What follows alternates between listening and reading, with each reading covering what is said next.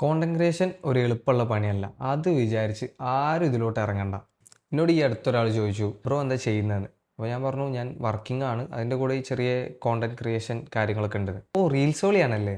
I was like അപ്പോൾ ഞാൻ പറഞ്ഞു, അതെ റീൽസ് ഓളിയാണ്. പിന്നെന്ത് പറയാനാ, പറഞ്ഞ് മനസ്സിലാക്കി കൊടുക്കാൻ പറ്റണ്ടേ ഇതാണ് പണി എന്നുള്ളത്. ഇത് കോണ്ടന്റ് ക്രിയേഷൻ്റെ പ്രശ്നമല്ല, ആൾക്കാരുടെ മൈൻഡ് സെറ്റിൻ്റെ പ്രശ്നമാണ്. സോ നമ്മളത് വിചാരിച്ചാൽ മാറ്റാൻ പറ്റുന്നതിനും ഒരു ലിമിറ്റ് ഉണ്ട്.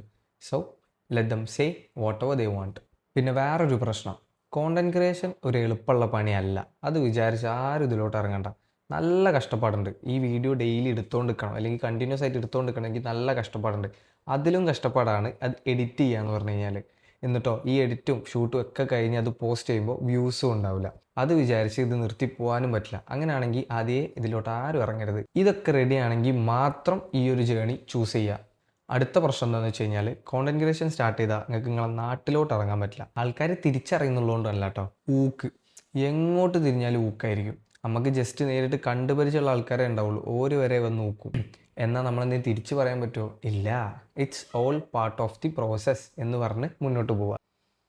ഈ പറഞ്ഞ കാര്യങ്ങൾക്കൊക്കെ നിങ്ങൾ റെഡി ആണെന്നുണ്ടെങ്കിൽ മാത്രം കോണ്ടന്റ് ക്രിയേഷൻ ചൂസ് ചെയ്യുക. അല്ലാണ്ട് വേറൊരാൾ തുടങ്ങി ഒരു നല്ല വ്യൂസും ഫോളോവേഴ്സും കയറുന്നുണ്ടല്ലോ എന്ന് പറഞ്ഞ് ഈ പരിപാടി ചെയ്യാൻ നിൽക്കരുത്. നടക്കൂല. കുറച്ച് കഴിഞ്ഞാൽ പൊട്ടിപ്പോണ്ടി വരും. അപ്പോൾ ഓക്കെ.